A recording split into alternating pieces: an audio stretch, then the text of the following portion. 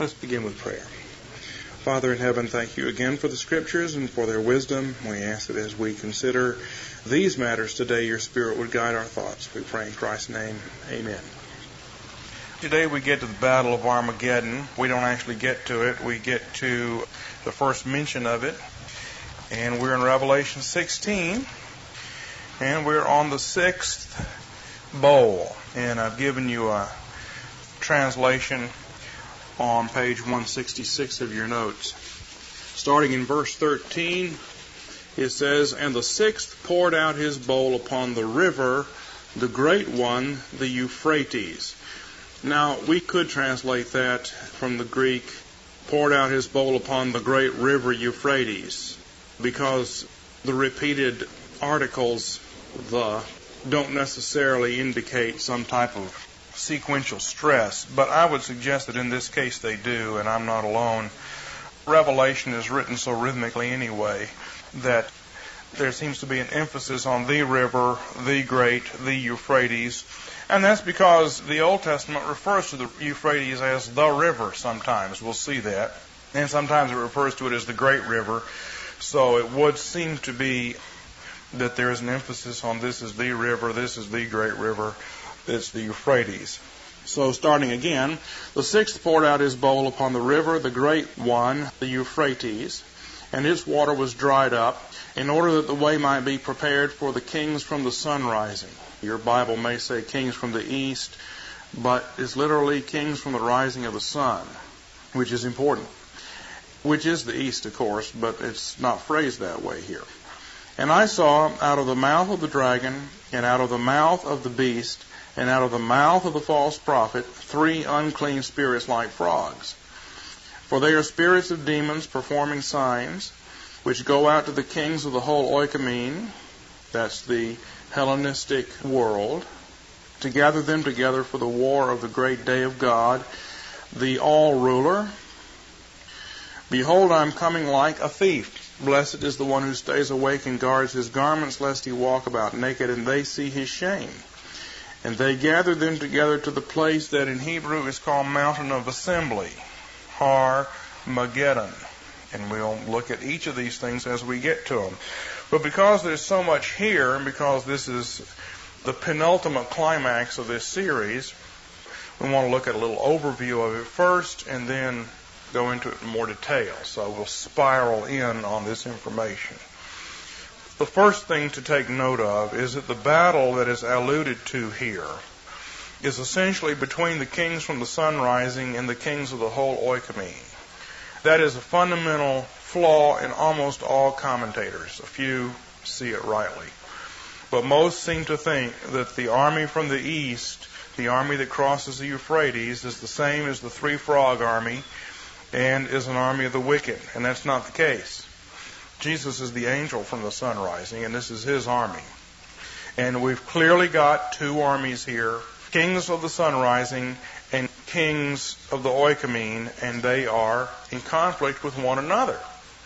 Another aspect of this is we're heading towards some type of battle here, and if there's only one army here, then who are they fighting? And one has to just say, well, by implication, they're fighting against God and the church and whatnot. Well, we don't need to do that. So we will look at this again in a little bit more detail, but essentially I want you to see, just looking at it, taking our first cursory look, the battle is between the kings from the sun rising and the kings of the whole oikoumene. Second of all, B, the drying up of the Euphrates releases the saints from the Holy Land out into the whole world. Again, when we looked at the saints crossing the Euphrates back in the trumpet section, they were crossing the Euphrates into the Holy Land to conquer it, because that was put against Israel. Here, however, the image is crossing the Euphrates out of the Holy Land and into the world. And we'll look at that, because geographically it doesn't seem to work, but that is the meaning of it here. We are leaving Canaan and moving out into the oikoumene. So the drying up of the Euphrates has that meaning here. Third, the plague of frogs came after the plague of blood, and this battle begins right after the destruction of Jerusalem. Remember, in Egypt, the first plague was the plague of blood, where the Nile was turned to blood, And the second plague was the plague of frogs. Well, when does the plague of frogs happen here? Well, this battle, which is just being gathered here, the battle takes place after the destruction of Jerusalem. And so after the plague of blood comes the plague of frogs. And the order is being followed from Exodus, and you'll see that. A fourth thing to notice, and we'll look at this in more detail, but when we go back to the original context, the original battle at the Mountain of Assembly was against the Amalekites, and that was in Exodus 17. The people were brought out of Egypt. They crossed through the Red Sea, which was dried up. And if you think back to the Exodus, when they came out of Egypt to the Mountain of Assembly, after they got to Mount Sinai, they had to fight the Amalekites. And so the Amalekite enemy is in the background here, and we're going to trace that. The battle of Gog and Magog is against Amalekites, and this is a major theme throughout the Old Testament. Every time you come out of Egypt and God starts to renew the covenant with you, the first thing you got to do is fight the Amalekites. So that is the battle of the Mountain of Assembly. Mount Sinai is against the Amalekites, and that'll be something we'll look at. The Amalekites are the original and final enemy. God will war against Amalek forever. Remember those phrases. Amalek was the first of the nations. God will war against Amalek forever. So there's a theme here that is being brought to play in here. The original battle at Mount Sinai was against the Amalekites. So that's coming up here. And again, all this fits together. We're in Egyptian context. We're leaving Egypt, we're leaving Jerusalem, and we're going to fight the Amalekites. A fifth thing that we can see right away, we want to see right away, is getting our general overview of what's said here. Jesus says he comes like a thief to the churches back in Revelation chapter 3 when he's talking to the letters to the 7 churches. And so when Jesus says, I'm coming like a thief, we're not talking about the second coming here. It might have an application there, but there is no reason to think that that's what's referred to here. And in the book of Revelation, it's not. The statement to the church at Sardis, as I recall, that's historical. He's saying, I'm going to come and take your lampstand out, and I'll come like a thief. So the context that is set up here in Revelation, we don't have to at all be thinking of the second coming of Christ, but rather a general warning to be ready at all times to fight the war. And specifically this initial battle against Amalek that's going to take place after the destruction of Jerusalem. What is Jerusalem? Jerusalem is Egypt. As soon as Egypt is destroyed and you come out through the Red Sea, you fight the Amalekites at the Mountain of Assembly. As soon as Babylon, Jerusalem is destroyed, you come out through the Euphrates River, which dries up, and you fight the Amalekites at the Mountain of Assembly. See? So there is a battle that's going to take place right after the destruction of Jerusalem, and that battle is in Revelation 19. It's dealing with the Roman Empire. We haven't gotten there yet, but that's what's being set up here. And so that's the next point.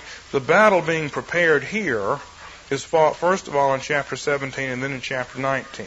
And we'll see why that is. Well, essentially, I'll tell you why it is. Why does God gather these people together before the destruction of Jerusalem if the main thing they're being gathered for is to fight the Christians after the destruction of Jerusalem? Well, the reason is these kings of the Oikumene are gathered together. First of all, they want to fight the Lamb. They want to fight God. They hate God. But the first thing they do is destroy Jerusalem, thinking that they're fighting God. But they're actually doing His business. And so in chapter 17, we'll find that these kings who've been gathered together for the battle of the Mountain of Assembly, the first thing they do is they destroy Jerusalem. But then they realize that they haven't defeated God at all, that there are all these Christians out here. So then they turn against the Christians, and then we get the battle of Armageddon. So, first of all, God gathers them, so to speak. He sets them up, puts them in place, and allows them to attack Him. And the first thing they do is destroy Jerusalem. And this is chapter 17. These 10 horns you saw are 10 kings. And it says they will wage war against the Lamb. See, this is future to the destruction of Jerusalem. And the Lamb will overcome them.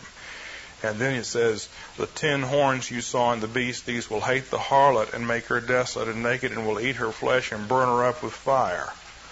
For God has put it in their hearts to execute his purpose. So this army is gathered, and the first thing that they're going to wind up doing is destroying Jerusalem. And then they're going to go on to continue to make war against the Lamb. And Jesus in chapter 19, he and the saints are going to defeat them, and the church will be victorious over the Roman Empire. And finally, in terms of just an overview of what's happening here, the victory over the oikumene is a sign of eventual victory over the entire world and all nations. Remember, the oikumene is not the entire Gentile world. The New Testament talks about Gentiles and also Greeks, doesn't it? Sometimes it talks about to the Jew first and also to the Greek. Sometimes it talks about the Jews and the Gentiles. Well, there's a different nuance there, isn't there? And the Greek language, the Greek language world, which Rome was ruling at the time, but Rome is just a Greek city-state like any other. They're ruling it, and that was set up back in Daniel to be the guardian empire and the milieu in which Israel was put. So we're having to remember that that's what we're talking about. The New Testament only shows the gospel going into the oikumene. Well, there's a touch of it going elsewhere, the Ethiopian eunuch. But we don't follow the history of disciples going into Persia or way up north or down into Africa. They did. But the New Testament doesn't tell us anything about it. It's concerned only with the conquest of Israel and of the Hellenistic oikumene, because that's the down payment on everything else.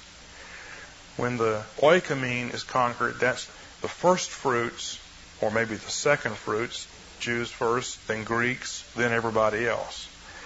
And that's what we're looking at in the whole New Testament context, is this dealing with the Jews and the cosmopolitan world that God has set up around them. Then we move to the rest of the world. So that's the context, and that's what we're looking at. So, the battle against the Hellenistic oikumene is a sign of eventual victory over the entire world and all nations. Hellenistic, Greek. The Romans were just a variety of Greeks. They came from Troy, which was a Greek-type city-state, and they came over to Italy and they started up their own Greek-type city-state. The Latin language is basically Greek written with a different alphabet, and with divergence that comes from several centuries of separation. And the Roman government was modeled on Sparta. Spartans had 2 kings. What did the Roman Republic have? 2 consuls. You always had 2 consuls. Then the Republic collapsed and the Romans moved into an imperial phase. But initially what they set up was an empire in which everybody spoke Greek, and in which Greek culture was the culture. So it's a Greek context that we're looking at here. When the Bible talks about the Greeks, it includes the Romans. The Jew first and also to the Greek means to the Jews and to the Roman Greek Empire. That's just an overview, because there are a lot of specific symbols in this we want to look at in a little bit more detail. But the battle that's being gathered for here is actually going to take place after the destruction of Jerusalem. It's the battle for the Roman Empire. But the wicked army is gathered before the destruction of Jerusalem, because one of the things they're going to do is destroy Jerusalem. And then afterwards, the saints from the sun rising will come and do battle against them. So, that much for overview. Let's look at some of the details. First of all, the Euphrates. What's the big deal here? Well, first of all, I've given you a map here on page 167 showing that the Euphrates was one of the 2 central rivers of the old creation, of the first creation. And we don't know exactly where the land of Eden and the Garden of Eden are, but because it's said to be in the north, I always draw it north of Israel. God's throne is in the north. And you have to be in a place where these 4 rivers can reasonably come out from. So a river arises in the land of Eden, it goes through the garden, and I didn't draw that. And then as it spills out of the garden down the plateau, it breaks into the heads of 4 rivers and basically coming out the east side. It didn't get drawn as well as it should have, but so what? You get the point. Now, I have to remember that before the flood, the world may have been geographically somewhat different, but it says in Genesis 2 about these rivers. Genesis 2, verse 10, "Now a river was going out of Eden to water the garden." I don't have that drawn, but you'd have a river flowing, a spring bubbling up on the mountain peaks of the land of Eden and flowing down a little bit into the garden itself, and from there it divided and became 4 heads, the heads of 4 rivers. And the name of the first is Pishon. It flows around the whole land of Havilah where there is gold. The gold of that land is good, and the bdellium and onyx stone are there. Well, Havilah is the Sinai Peninsula. And if you look at the Red Sea down here at the bottom, that little horn of land that sticks down into it, that's actually Havilah. And the river, Pishon, is the Jordan River. And it flowed all the way down into the desert of Havilah and probably emptied into the Red Sea until when? When did that change? Even after the flood. This is just pathetic. I can't believe this. The destruction of Sodom and Gomorrah stopped up this river and created the Salt Sea, or the Dead Sea. But before that, the river just flowed right on down through that valley, and it was a very fertile area called the Circle of the Jordan, and it flowed on probably down into the Red Sea, down through Havilah and into the Red Sea. And it was blocked up when Sodom and Gomorrah were destroyed. But this is the first river, and it's the central river. And it's gold and bdellium and onyx stone are all mentioned. I've pointed this out to you before, but when Israel was traveling in the Sinai in Havilah, that's where she built the tabernacle and the high priest's garments, which involved onyx and gold, and they ate manna, which is said to be the color of bdellium. We don't know what bdellium is, but we know that manna had the same color and that it was white. And then it says the name of the second river is Gihon. It flows around the whole land of Cush. Well, Cush is Ethiopia. And so this is equivalent to the Nile River, except that it's flowing in the opposite direction. You know, the Nile arises in Central Africa and flows north. Well, the Mediterranean Sea must not have been where it is now. And it was flowing out of Eden down to Ethiopia. And this is equivalent to the Nile River, the original rivers. And then Genesis 2 verse 14 says the name of the third river is Tigris. It flows east of Assyria. And the fourth river is the Euphrates. So if you look at your map here, the 2 central rivers are Pishon and Euphrates, and the 2 outer rivers are the Nile or Gihon and the Tigris. And all of this brackets something in the middle. And what's in the middle is going to wind up being the land of promise, to which we can now turn our attention. Any questions about this map? What the world looked like in the beginning? I want you to see the importance of the Euphrates as one of the 2 central rivers. The second thing, B, is that the Euphrates forms the eastern boundary of the Holy Land. The Jews did not very often occupy all of this land, but Genesis 15 verse 18, God says to Abram, "On that day Yahweh made a covenant with Abram, saying, to your seed I have given this land from the river of Egypt as far as the great river, the river Euphrates." Great river, and we've seen that in Revelation. The river, the great one, the Euphrates. And so, actually, Israel's land went all the way out here to the Euphrates. But generally speaking, they just had land right around the Jordan. Only in Solomon and David's day was the kingdom extended all the way out to Euphrates, and all of the land that they were promised was occupied. We'll see that in a second. By the way, the river of Egypt there is not the Nile. In fact, we'll see what it is right now. It's a little stream that's over here near the Red Sea. Exodus 23 verse 31 says, "I will fix your boundary from the Red Sea to the Sea of the Philistines." What sea is that? The Mediterranean. "And from the wilderness to the river Euphrates." So basically what we're looking at is There's a boundary here to the Red Sea and the wilderness over to the Euphrates. That's sort of the southern boundary line here across there. I don't know exactly where it is. I'm not sure it was ever exact anyway, because that was kind of a wilderness area. But roughly that's it. It's what we're looking at. And again, it's to the river. And you'll notice, if you're looking at it, Exodus 23:31 says, I will fix your boundary from the Red Sea to the Sea of the Philistines, and from the wilderness to the river. Euphrates in my Bible is there, but it's in italics, which means it's not there in Hebrew. The river is not the Jordan. The river is the Euphrates. Rather interesting that is considered to be the river. But once again, when we get to Revelation, if we get back there, that's why I think the articles are important. The sixth angel poured out his bowl upon the river, the great, the Euphrates. We've all already seen the emphasis on those words here in the Old Testament. Dromedary 1:7 talks about this, mentions the river. Turn and set your journey and go to the hill country of the Amorites and to all their neighbors in the Arabah and the hill country and the lowland and in the Negev and by the sea coast, the land of the Canaanites and Lebanon as far as the great river, the river Euphrates. And similarly, Dromedary 11:24, every place on which the sole of your foot shall tread shall be yours. Your border shall be from the wilderness to Lebanon, and from the river Euphrates, as far as the western sea, which is the Mediterranean.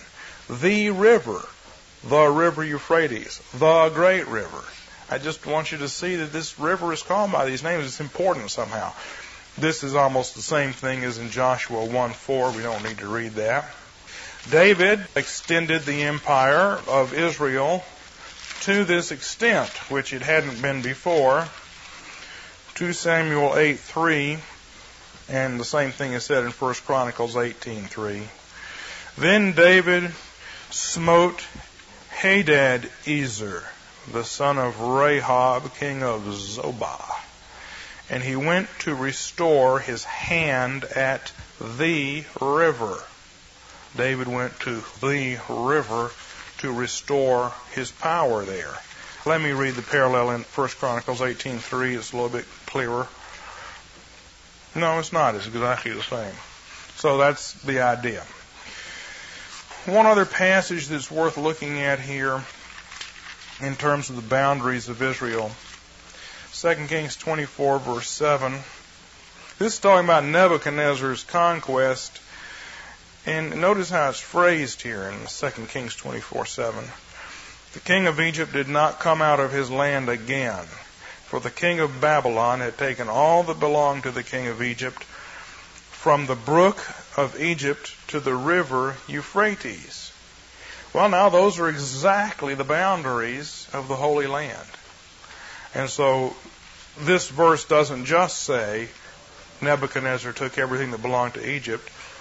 It's also specifically saying Nebuchadnezzar took the land of promise from Egypt. Up to this time, the Egyptians had had some hegemony over it. Remember, Pharaoh took his army all the way up to the Euphrates to fight, and Josiah went out and mistakenly got involved in that conflict. But this boundary territory here was in dispute for hegemony between Egypt and Babylon, and now the Babylonians have taken it over. Well, the point that I wanted to get through to you is that for some reason, and I'm not really sure exactly why, the Euphrates is called the Great River, is called the river in the Old Testament. One thing is for sure, it is the eastern boundary of the Holy Land. And of course it was a large river, but so were some other ones. And you'd almost think that in the Old Testament context, the river would be the Jordan. But it's not.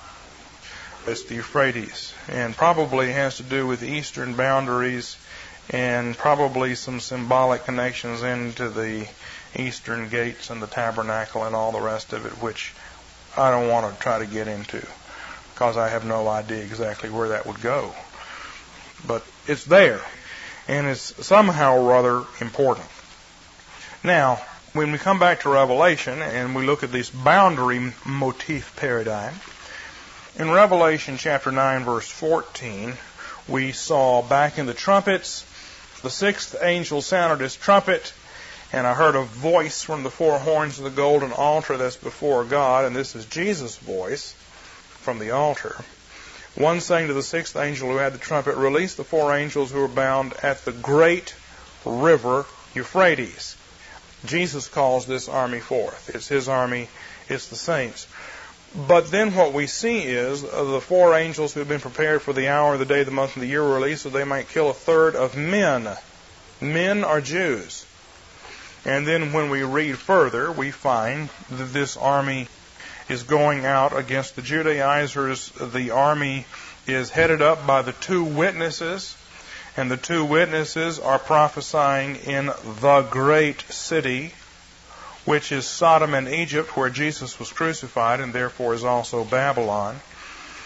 And so this army comes across the Euphrates into the Promised Land to do battle against the Jews and Judaizers. So this is equivalent to crossing the Jordan River into the Promised Land. Only now we're crossing the Euphrates into the whole big old Promised Land, and we're conquering it. Now when we get to these bowls, that's already finished. Now the Euphrates army seems to be moving outward from the Holy Land and into the oikoumene. Now the only problem that we might have with that is that if you come out of the Promised Land and cross the Euphrates, you're heading east, whereas the oikoumene is over here on the west. But I think we can unpack that. This is symbolic language anyway. So the idea of the Euphrates as the boundary of the Holy Land is connected here. The Holy Land has become the evil land of Egypt. The saints are leaving it. They're crossing the Red Sea, which dries up. They're crossing the Euphrates, that dries up. They're going to the Mount Assembly. They're going to the Mount Sinai to be with God. And that's the picture here. The next thing, and the last thing we'll say about the Euphrates, is that, and perhaps this is why it's so important, this river on the east, the great river, is said to be the location where Jerusalem and Babylon are destroyed in the Old Testament. In other words, there is some type of close link between the destruction of these two cities and the Euphrates. And this is given us in Jeremiah. Jeremiah is just as much background to Revelation as Ezekiel and Daniel and Zechariah are. In Jeremiah, you know this story, but Jeremiah 13, starting in verse 1. Thus Yahweh said to me, "Go and buy yourself a linen waistband and put it around your waist, but you do not put it in water." So I bought the waistband in accordance with the word of Yahweh and put it around my waist.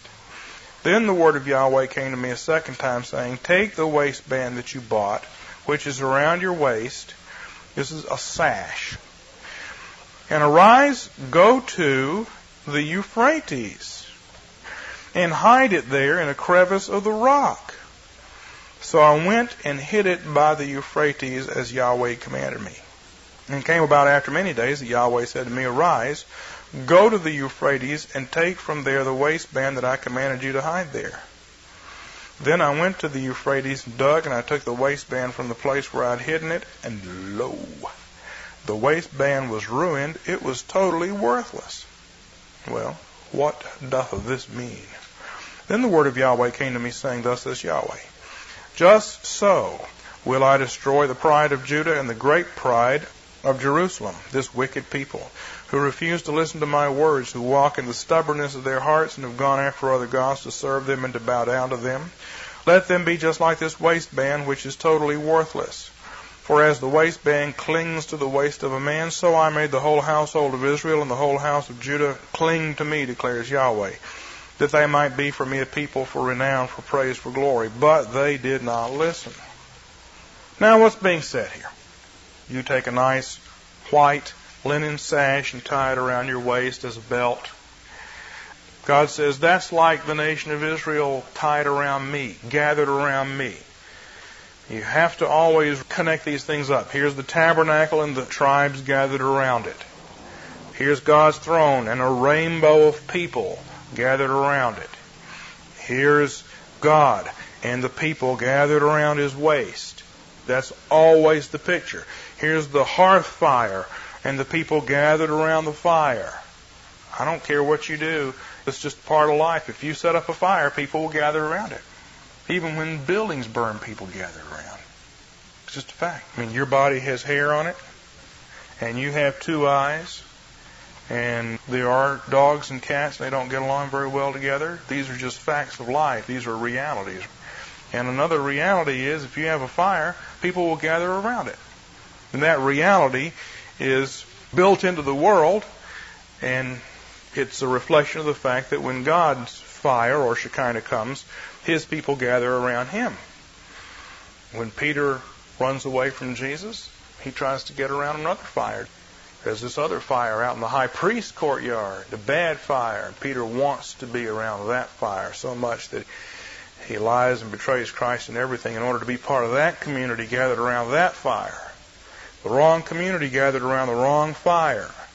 So this idea of gathering around something, whether it's fire or the tabernacle or the throne, or in this case, the waist. Jesus says, Yahweh says, you were gathered around me. And as a symbol, he tells Jeremiah, you represent me. You're a symbol of me. You are my voice to the people. So you put a waistband around you. And then take it off and go bury it at the Euphrates. And then go back after a while, and it's ruined. Now, he says not to wash the waistband. Why? These people are unclean and they're not cleansed. So they're not baptized, so to speak. And that's why their waistband is removed. It's removed to the Euphrates. Now that's a picture of going into exile. But more to the point, he takes it right out to the Euphrates, for our point here, and he doesn't take it all the way to the Tigris. He takes it right to the edge, buries it, and then it's ruined. So the Euphrates becomes a place where Jerusalem, Israel, is ruined, destroyed, because of their apostasy. But also, very interestingly, in Jeremiah 51, and Jeremiah 51 as a whole is a big oracle against Babylon. And in Jeremiah 51:63, I'm going to have to start in earlier, in verse 60. So Jeremiah wrote in a single scroll all the calamity that would come upon Babylon. All these words that have been written concerning Babylon, which we have just read in the first 60 verses of this chapter. Then Jeremiah said to Seraiah, as soon as you come to Babylon, then see that you read all these words aloud and say, Thou, Yahweh, hast promised concerning this place to cut it off, so there will be nothing dwelling in it, whether man or beast. It will be a perpetual desolation. That's speaking of Babylon. And will come about, Seraiah, as soon as you finish reading this scroll, you will tie a stone to it and throw it into the middle of the Euphrates. And say, just so shall Babylon sink down and not rise again because of the calamity I'm going to bring upon her. And they will become exhausted. And these are the words of Jeremiah this far in this book. What's going to happen as a symbol of the destruction of Babylon, this scroll is going to be wrapped up with a stone and tossed into the river, and where it's going to sink, into the Euphrates. Now this is picked up in Revelation chapter 18:21, where it says, the strong angel took up a stone like a millstone and threw it into the sea, saying, Thus will Babylon, the great city, be thrown down with violence and will not be found anymore.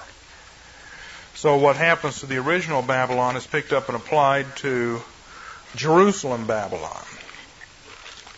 Here it's in the Euphrates. The Euphrates, thus, as we come to the New Testament from gathering up the Old Testament imagery, trying to get our minds informed about this so that when we read Revelation it makes sense.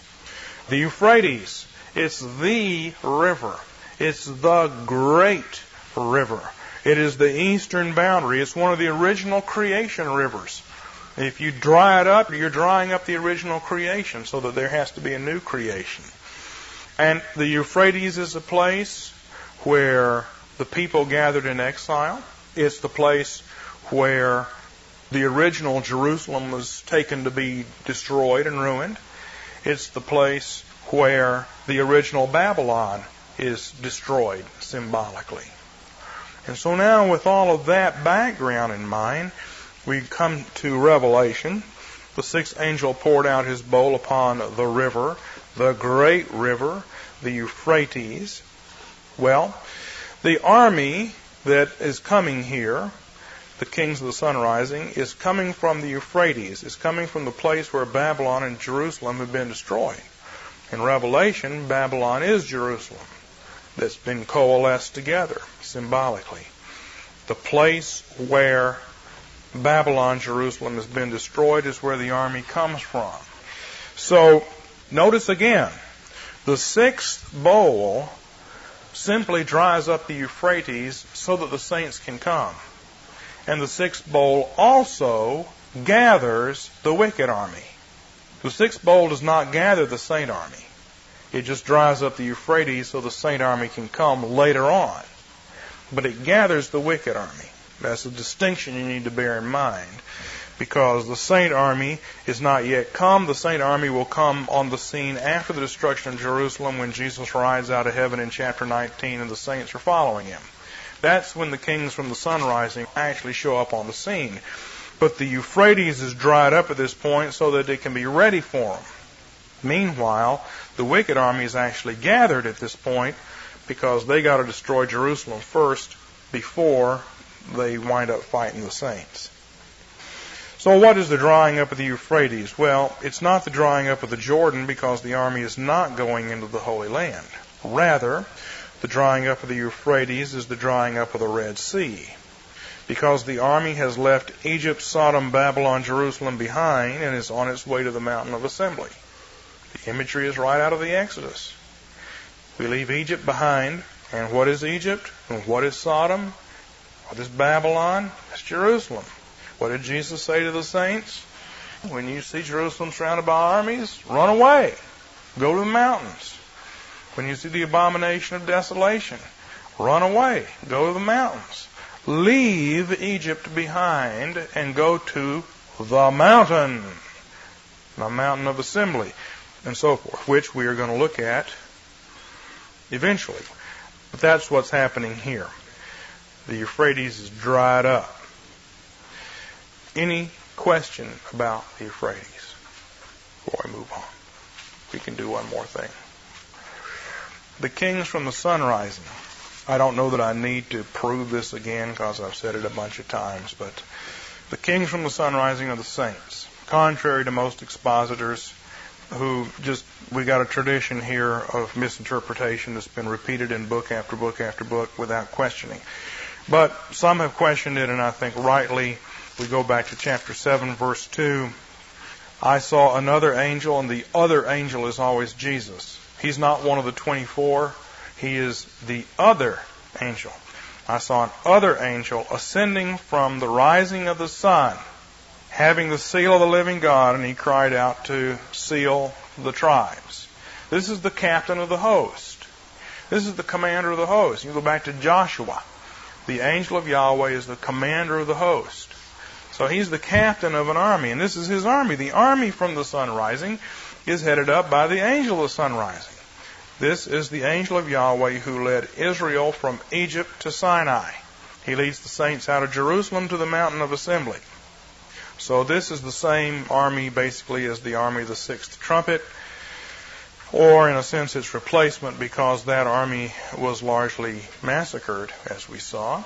The two witnesses and the 144,000 seem to have been martyrs, but now we're going to have a replacement army. The blood of martyrs is the seed of the church. So that's who the kings of the sun rising are. And we won't need to say too much more about them until we get to chapter 19. We will turn our attention now to the frogs. It says, in our passage about these frogs. And I saw out of the mouth of the dragon, and out of the mouth of the beast, and out of the mouth of the false prophet, 3 unclean spirits like frogs. For they are spirits of demons performing signs, which go out to the kings of the whole oikoumene to gather them together. Satan's gathering his army. Who are these? Well, as we've seen before, the dragon is Satan, and he is God. That is, when we talk about God and the one person of God, the oneness of God, then that's who the dragon is. And then the dragon has his 3 manifestations, which correspond to the Father and the Son and the Spirit. The sea beast corresponds to the Father, the false prophet to the Son, and the image of the beast, which has breath in it, corresponds to the Spirit. And we have the same thing here. Out of the mouth of the dragon, this will be out of the mouth of this false god, out of the mouth of the beast, out of the mouth of the false father, out of the mouth of the false prophet, out of the mouth of the false son or word. Well, what comes out of the mouth? Breath comes out of the mouth. And so it's spirits that come out of the mouth, and this is counterfeit of the Holy Spirit. So God is counterfeited here in this verse. And there are 3 unclean spirits. What's the opposite of an unclean spirit? A clean spirit, or better, the Holy Spirit. So the dragon is Satan, the sea beast is the Roman oikoumene, the false prophet is no longer the Jewish Edomite leaders because they're not so much on the scene anymore. Well, actually, the Edomites are, but it would be a power equivalent to them. And the spirits, the frog spirits, are no longer the image of the beast because that was corrupting the Jews, but this is something similar, a similar kind of power that is coming forth from Satan, parallel in meaning, although not in application. Well, what's happening here? Well, Satan, having failed to destroy the church through Judaism, now moves Rome and its puppets against the church. And the first thing he winds up doing is destroying Jerusalem, and then he goes off to make war against the church again. And that battle's in chapter 19. So that's who's summoning these things. Now, why are they frogs? What are frogs? We can do the frogs, I think, before we go. The word for frog in Hebrew is separ de'ah, and comes from the word sipor, which means bird. The word in Hebrew for bird is tzipor, which basically means chirper. You can hear it, tzipor, chirper.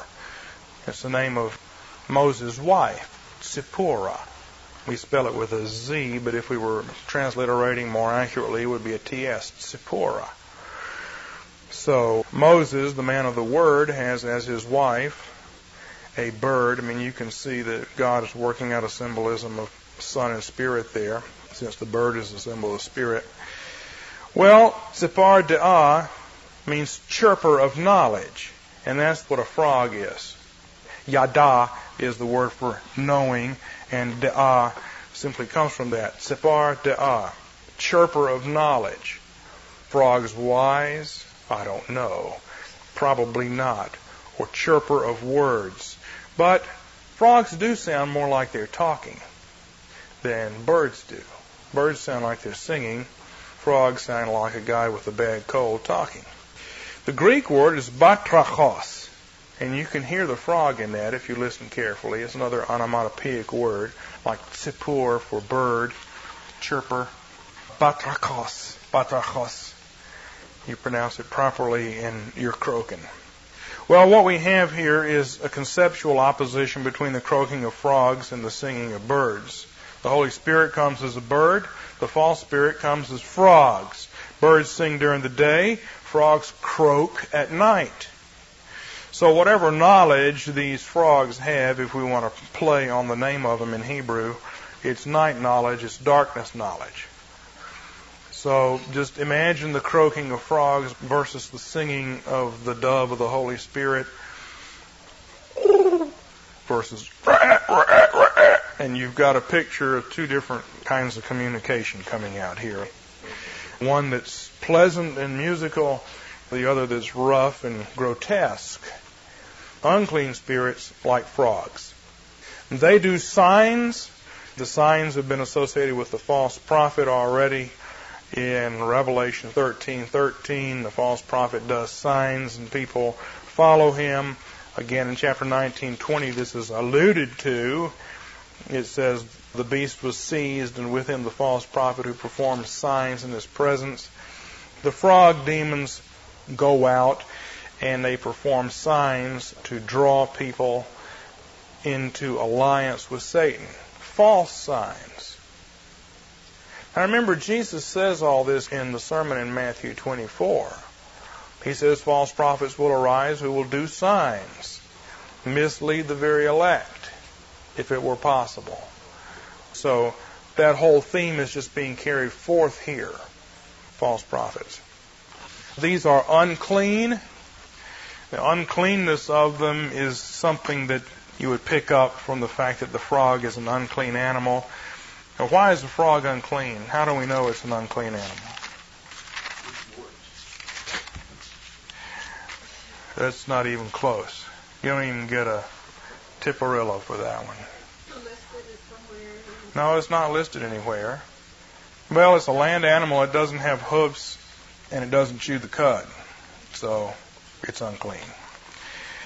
Exodus chapter 8, speaking of the frogs, in language that is reminiscent, at least, of Leviticus 11. First of all, Leviticus 11:3 and 4. Whatever divides the hoof, thus making split hooves and chews the cud among the animals, these you may eat. And then he goes on and gives rules. Nothing else can you eat. It's got to have those two characteristics. And frogs are not included anywhere else, so they would be small land animals, and they don't qualify. But in Exodus 8, verse 3, in the plague of frogs, it says, the Nile will swarm with frogs, which will come up and go into your house and into your bedroom and on your bed and into the houses of your servants and on your people and into your ovens and into your kneading bowls. So the frogs come up and they break through the boundaries and get into all the different parts of the people's houses, and very quickly Leviticus 11 speaks of unclean lizards and mice the same way. Frogs are not in that category, but if a lizard or a mouse or some little thing comes in and dies on clothing or wooden article or skin, it has to be washed. Any earthenware vessel into which one of them falls becomes unclean, and you will break the vessel. Any food which may be eaten on which water comes is unclean. An oven or a stove is unclean if one of those things comes on it. So the idea of frogs coming in and getting all over everything is pretty much parallel to the idea of unclean animals coming in and getting all over everything. And that's what we would get from uncleanness of frogs. Let's close in prayer. Father in heaven, thank you for the Scriptures, and thank you that you've enlisted us in your army, the army of the sun rising. And we ask now that you bless us as we prepare to worship you, for we pray in Jesus' name. Amen.